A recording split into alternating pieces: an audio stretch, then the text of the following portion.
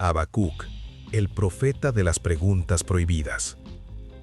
¿Qué haces cuando el mal gana? ¿Qué dices cuando ves a personas corruptas prosperar mientras los justos caen uno a uno? ¿A dónde miras cuando oras y el cielo parece guardar silencio? En los primeros segundos de este video no te hablaremos de milagros, ni de victorias, ni de finales felices. Te hablaremos de una pregunta peligrosa, una pregunta tan incómoda que casi nadie se atreve a pronunciarla en voz alta.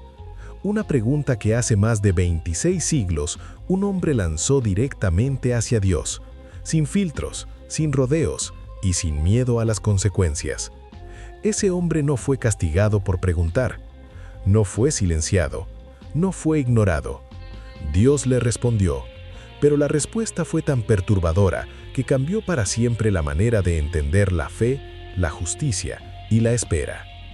Quédate hasta el final, porque la conclusión de esta historia no solo redefine quién es Dios, redefine quiénes somos nosotros cuando todo parece perdido. Nuestra historia se sitúa en Judá, en los últimos años antes de que Babilonia arrasara Jerusalén. El reino del sur estaba enfermo por dentro. No se trataba solo de errores aislados, sino de una decadencia profunda y generalizada. Los tribunales habían perdido toda noción de justicia. Las decisiones se compraban. La violencia se había normalizado. Los poderosos aplastaban a los débiles sin temor alguno. La ley de Dios existía solo en pergaminos olvidados. Los profetas ya habían advertido. Isaías había anunciado juicio. Jeremías lloraba por una ciudad que se negaba a escuchar. Pero nada cambiaba. Los corruptos seguían ascendiendo. Los fieles eran marginados, y el silencio de Dios parecía ensordecedor. En medio de ese escenario aparece Habacuc, no como un predicador frente a multitudes, sino como un observador quebrado por dentro. Un hombre que conocía a Dios, que creía en sus promesas, pero que ya no podía reconciliar lo que sabía con lo que veía. Habacuc no comenzó señalando al pueblo, comenzó señalando al cielo. Su clamor no fue elegante ni teológico, fue crudo, fue honesto, fue el grito de alguien que había visto demasiada injusticia acumulada sin consecuencias. Para él, el verdadero problema ya no era solo la maldad humana, sino la aparente pasividad divina. ¿Por qué Dios permitía que todo continuara igual? ¿Por qué el clamor de los inocentes parecía perderse en el vacío? Lo que hace único a Habacuc no es solo su duda, sino su valentía. No fingió una fe impecable, no maquilló su dolor con frases piadosas, expuso su confusión delante de Dios mismo, y en ese acto arriesgado transformó la duda en diálogo. La respuesta divina llegó, pero no como consuelo inmediato. Dios le anunció que estaba actuando, aunque nadie lo percibiera. Estaba levantando a una nación temida, despiadada y brutal: Babilonia. Un imperio conocido por su violencia, por su crueldad estratégica, por su capacidad de destruir ciudades enteras sin remordimiento alguno. Dios no negó la corrupción de Judá, pero tampoco ignoró el curso de la historia. Babilonia sería el instrumento de juicio, no porque fuera justa, sino porque el tiempo de Judá había llegado a su límite. La revelación dejó a Habacuc paralizado. Él había pedido justicia, no devastación. Había clamado por corrección, no por aniquilación. La solución de Dios parecía peor que el problema. ¿Cómo podía un Dios santo usar a un imperio aún más corrupto para disciplinar a su pueblo? Aquí nace la segunda lucha del profeta. Ya no cuestiona el silencio de Dios, sino sus métodos. ¿Cómo conciliar la santidad divina con el uso de herramientas tan impías? ¿Dónde queda la justicia cuando los más perversos oprimen a quienes, aún fallando, son menos corruptos? Habacuc no huye de esta tensión, no se rinde, no se amarga, decide esperar. Se coloca como un centinela sobre la muralla, observa, escucha, permanece.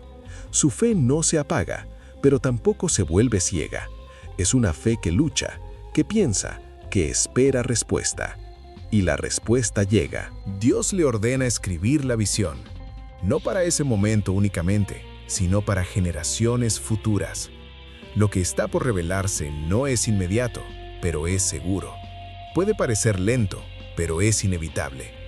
La historia no está fuera de control. Entonces aparece una de las declaraciones más poderosas jamás pronunciadas: el contraste entre el orgulloso y el justo. El primero confía en sí mismo, en su poder, en su éxito. El segundo no es definido por su perfección, sino por su confianza. No vive de lo que ve, sino de lo que cree. No se sostiene por sus logros, sino por su fe. Esa frase, aparentemente simple, atravesaría siglos. Sería retomada por el apóstol Pablo, inspiraría a Lutero, sacudiría imperios religiosos. Todo comenzó con un profeta confundido esperando respuestas en silencio. Dios no solo anunció la caída de Judá, también decretó el final de Babilonia. Ningún imperio orgulloso permanece, ninguna nación que se endiosa a sí misma escapa al juicio. La opresión tiene fecha de caducidad, la violencia no es eterna. Más allá de los imperios, Dios mostró una visión más amplia, un futuro donde su gloria no estaría confinada a un templo ni a una sola nación, un tiempo donde el conocimiento de Dios llenaría la tierra de manera total, como el mar cubre cada rincón de su profundidad. El último capítulo marca un giro radical. Habacuc ya no pregunta, ahora canta. Lo que antes era lamento se convierte en adoración. No porque todo se haya resuelto, sino porque ahora ve más allá del desastre. Describe una manifestación majestuosa de Dios avanzando en poder, no como un juez distante, sino como un libertador. La tierra tiembla, los cielos resplandecen, la historia se mueve hacia la redención. El impacto es tan fuerte que el profeta lo siente en su cuerpo. Tiembla, se estremece, pero decide descansar. No porque ignore lo que viene, sino porque confía en quien gobierna lo que viene. Habacuc visualiza un colapso total, economía destruida, campos estériles, ganado desaparecido, el peor escenario imaginable. Y aún así, declara que su alegría no dependerá de lo que tenga o pierda. Su gozo estará anclado en Dios mismo. Aquí está la revelación final. La fe más pura no nace cuando todo va bien, sino cuando todo se derrumba y aún así decides confiar. Dios no es solo el que bendice, es el que sostiene. No solo da provisión, da fortaleza. No solo abre caminos, da pies firmes para caminar en las alturas cuando el terreno se vuelve imposible.